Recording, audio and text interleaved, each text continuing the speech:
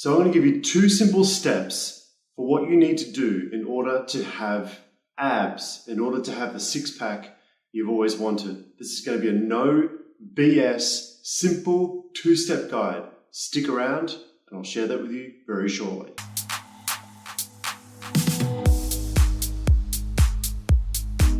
Two simple steps to getting a six-pack. In this video, I'm going to keep it really short, really simple, 2 steps, no BS. It is the 23rd of March 2017. Real quick, I am 5 nights through my night shift and I'm getting ready for my next fitness model competition coming up on the 7th of May 2017. Super excited. I can't wait. Thought I'd spend just a short moment to share with everybody who might be interested in what it takes to get a six-pack. And I'll give that to you in 2 steps. There's a lot of shit out there about what it takes to get a six-pack. There are so many people out there which say you need to take supplements. They're full of shit. You don't need to take supplements. There are people out there which say that you need to do these special tricks and tactics in the gym with certain types of exercises. Not true, not the case. If they're trying to sell you something, they're full of shit. Let's put it to you real simple. There are 2 steps. First one is you must reduce your body fat percentage. In other words, your overall body fat needs to drop, period. That is it. I'm not talking about going into the gym and doing spot reduced body fat reduction. That doesn't work. It's not effective. There's no science behind the significance of that statistically that works.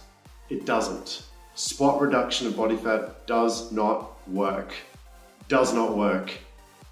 There are some research articles which say that when you target a specific area of your body, for example, if you're doing ab crunches to try and bring out those abs, that you are increasing blood flow to the area, you are increasing fat lipolysis or fat breakdown, but in terms of the science, there's no what they call statistical significance, which says that the amount of fat lipolysis is anything that's worth caring about.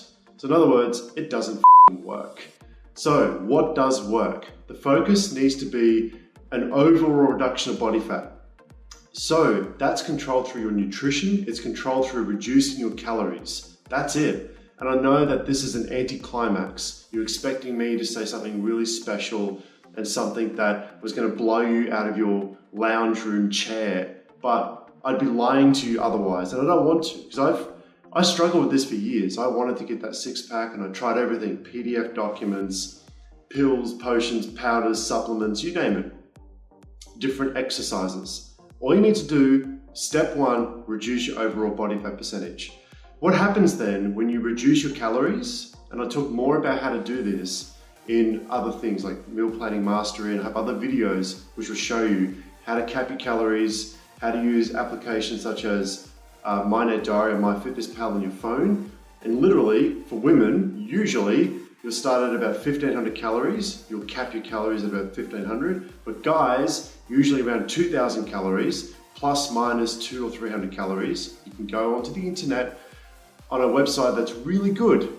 It's called Google, and look for calculators for determining how many calories you need to limit yourself to, right? I talk about this in other videos, but you can do it yourself on Google. So women usually, if you cap at about 1,500, men at about 2,000, and you're plus minus 100 calories of that target, and you maintain that, you will lose weight and your body fat percentage will come down. There is more to it than that. I'm just giving it to you real quick, but I talk about it, in a 6-hour course in Meal Planning Mastery. I have free videos on my YouTube channel, everything. I talk about this everywhere.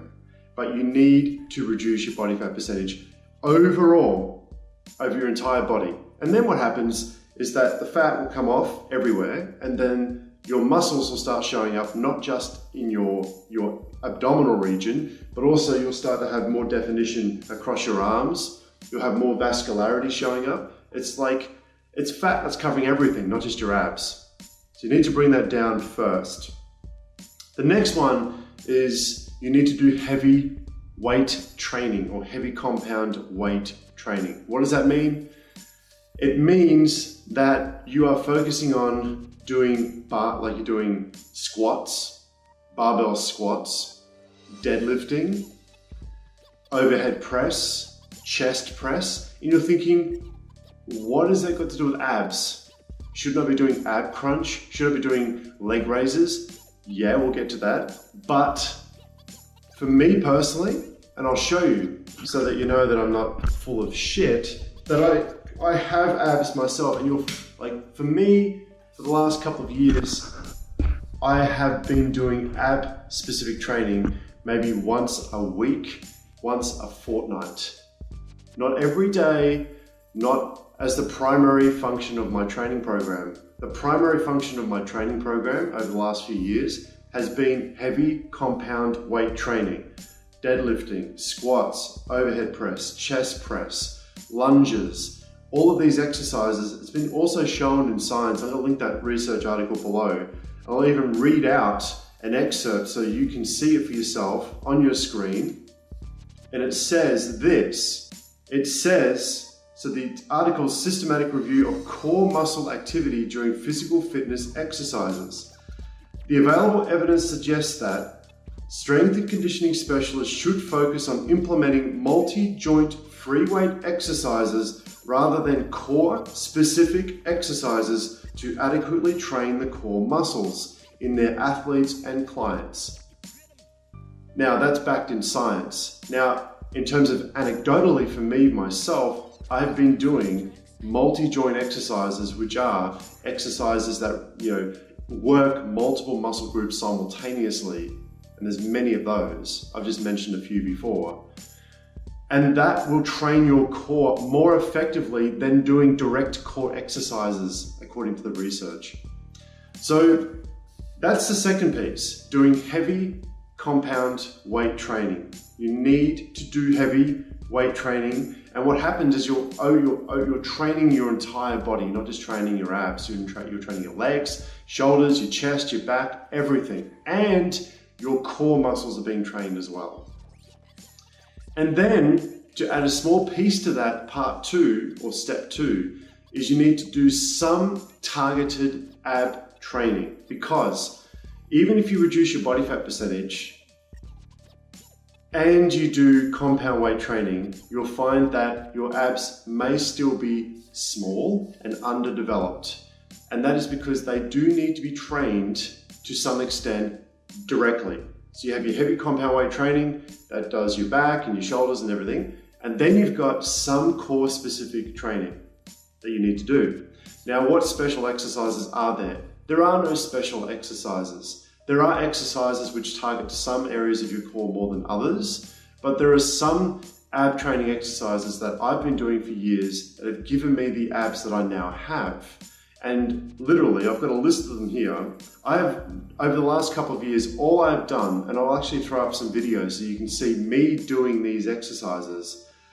The captain's chair leg raises, okay? That's one of my favorite. With the ab wheel rollout, so that little wheel that you'll see, one of my favorite exercises is the ab wheel rollout. You can buy this wheel off ebay.com, amazon.com for 20 bucks. And it's a small wheel. You can take it apart, you can travel with it, you can put it in your suitcase, you can take it to the gym, and it's easy to assemble. And it's very hard to do at first if you're just starting out and your core is weak. It is very hard to do. Focus on doing one. Focus on doing half a rep and then work up doing a single rep. And then by 2 days after doing it, you'll be completely sore and you won't be able to cough because you'll be in so much pain. But I can assure you, if you keep working on this, you will be, like your abs will be incredibly awesome. I can assure you, the ab wheel rollout's one of my favorite. Then of course you've got planks, which I don't do much of those anymore. And then the weighted cable crunch, okay? They're pretty much it. There's a bunch of other exercises you can do which are effective for building out your abs, but these are the ones that I usually do. Now, how do I do them? Okay. Now, remember, the bulk of your training program must be everything I mentioned before, like squats, deadlifting, and those kinds of things. Ab training, like specific ab training, if you have underdeveloped abs or if you're just new to training, you should focus on doing it once to twice every week. And do it at the end of your training program. So like for me, for example, if I'm doing legs day, I'll do barbell squats, lunges, leg curls, that kind of stuff. So I'll get all my legs done first. And remember, you are training your abs when you're doing legs. Remember that, you are training your core. And then once I've done that, then I'll do my ab training sequence. So the exercises I just mentioned. So what I'll do is I'll do ab roll rollouts to failure. So I'll just keep rolling out until failure. And then I'll move on to the next. I'll give myself about a 30-second break. And then I'll move on to the next exercise, such as leg raises. Because you can do any kind of leg raise. You can do hanging leg raises. You could do laying down leg raises. You could, whatever. When you're doing leg raises, you're working the lower part of your abs. Okay. When you're doing cable crunch, you're usually working the upper part of your abs. You want to look for ab exercises where you do a little bit of lower, which is the harder ones. They're the harder ones to do. Then you do a little bit of upper. So then I'll do captain's chair leg raises to failure. I'll just keep going. 1, 2, and nice and slow. And you'll see it on your screen. I'll show you a video. And then down. And I'll do this until failure, until I can't do any more. And then I'll give myself a 30-second break. And then I'll go on to doing weighted exercises for the abs. I'll do the cable crunch, weighted cable crunch. The reason being is because your abs are like another muscle group. They need to be progressively overloaded over time to make them bigger, to make them stronger. And so what you do is you need to find one ab exercise that is weighted or where you can increase the weight over time, because you want to be able to progressively overload your abdominal muscles over time. And by doing that, they'll get bigger and stronger. Remember, you need to feed them the right amount of protein. Remember, nutrition is mandatory as well. And then your abs will get bigger. So my favorite weighted ab training exercise is the weighted cable crunch. And what I do is I do anywhere from 10 to 12 repetitions at 3 sets. That is it. That's all I do. I might do 3 sets of ab roll rollout till failure, 3 sets of captain's chair leg raises to failure, and then 3 sets of cable crunch to between 10 to 12 reps. And that's it. That's all I do. That is it. There's nothing else special. I'm sorry if this bored the hell out of you, but the truth usually is boring as hell. So I'm going to show you quickly on your screen to give you an indication of what body types look like at different body fat percentages. So you can use this chart as a guide. I'll start with men first. Now I'm not seeing this right now as I film this, I'm just going from memory, but I'll flash up the men's chart on your screen right now. So for the guys watching this, you can compare your physique to what you see on the chart on your screen right now. And so that will give you a rough idea of what your current body fat percentage is. Now for guys, your abs will start to show at around 15%.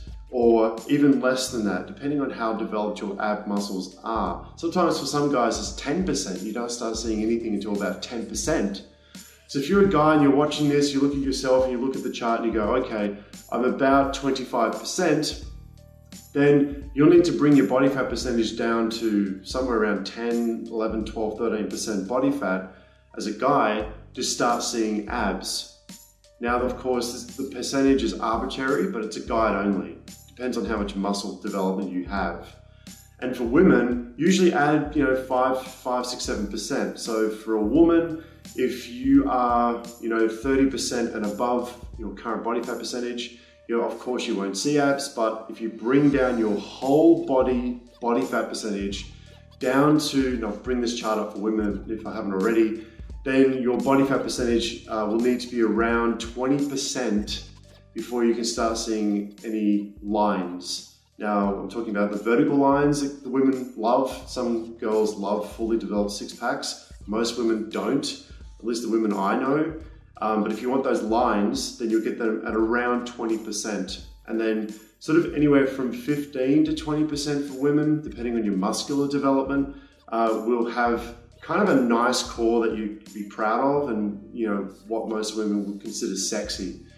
So I give this to you as a guide. Take photos of this rewind the video if you need to, use it as a guide, and that way you can really just have some solidarity around what you need, how much body fat you need to lose. And you can also buy a caliper, a body fat caliper, and you can buy the AccuMeasure 3000, which is what I've been using for years. And you can use that, to measure what your body fat percentage is. And I actually have another video, I show people how to use it. I'll flash that thumbnail on your screen. That's the video. I show people exactly how to use that so you can get an idea of what your body fat percentage is. You go, well, this is where I am today, and this is where I need to be to have that six pack.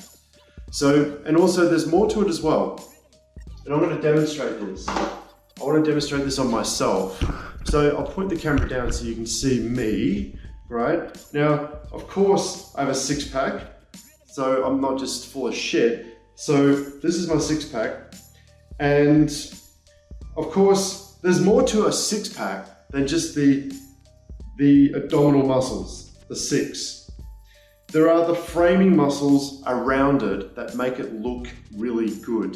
So you can have a six pack, but you cannot have the framing muscles, and it just looks ridiculous. So we have the six pack. Remember, this is the fat which is covering that six pack.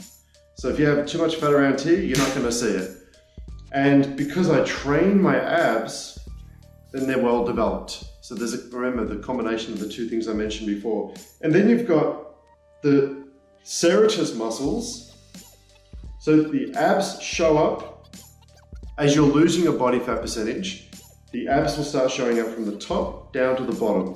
So you'll start losing your fat usually down this way. So for guys, this is the last area to lose fat. It's around this area here. So you'll lose it from around here first, and then it will slowly move down, and then eventually you'll lose all of this as well. But you're talking about being super, super shredded. I'm about 8.5% body fat right now as I film this. I had a DEXA scan done about 2-3 weeks ago. It could be about 9% now.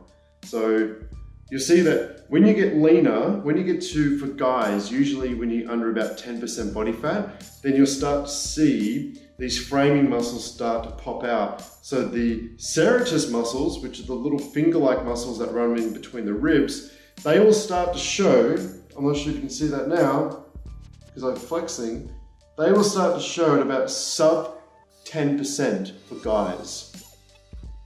See that? So and of course you've got your obliques, right here. Now, of course, as you're getting leaner, more and more of this will start to pop out. I also want to mention as well that your genetics will determine how your six pack will look. So for me, I'm lucky because my six pack is symmetrical. So I'll show you again. So another thing I want to mention is that your genetics will determine how your six pack is, how it looks, how it appears. So for some guys, they only have a 4-pack, so they only got 4 muscles. Now, most guys have the full 6. Some guys have 8. Some guys, they have disproportionate abs, so they'll have 2 here and 2 here. So they're not in alignment, they're not symmetrical. Now, I'll show you some photos of what that means, because I'm lucky. My genetics stipulate where these abs are placed, if they're symmetrical or not. And I'm just lucky that they're symmetrical. And there's no amount of training you can do to make them symmetrical. So I hope you found this video helpful. Remember, there's 2 steps. It doesn't make it easy, but there are just 2 steps. Reduce your overall body fat percentage. That's done through your nutrition. It's done through managing your calories. And I'll talk about how to do that in other videos. You can jump on YouTube and do your own research on that. But I'm telling you now, you must reduce your overall whole body fat percentage. The second thing is you need to introduce heavy weight training. Squats, chest press, deadlifting, overhead press. Those exercises train your entire body and your core, everything. And the science also backs that up as well. And on top of that, you need to do some targeted ab training exercises such as the exercises that I mentioned to you before. There are other ones you can do. The things I mentioned before, I'm not saying that they're the best and you shouldn't do anything else. I'm just saying that that's what I've been doing and it's been really effective for me. So I hope you like this video. It's a bit of a segue to my journey to get on the stage as a fitness model competitor in 6 weeks from now. So thank you so much for watching. Hope you found this helpful. And if you like this video, reach out to me with your questions. More than happy to help you out.